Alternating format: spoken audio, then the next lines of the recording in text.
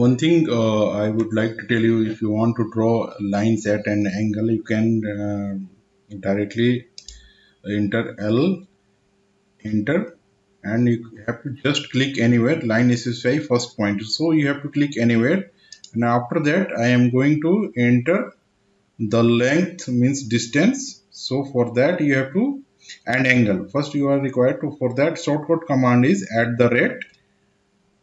and next length I want to take something like 10 feet, and so after that you can enter value and of angle, that is you have to keep the value less than, that means shift, you can select on your keyboard less than, and after that you have to enter the angle. Suppose I want to 45 degree, I will enter 45, and you can clearly see that our line is drawn of 10 feet at the angle of 45 degree. So I would like to mention this. So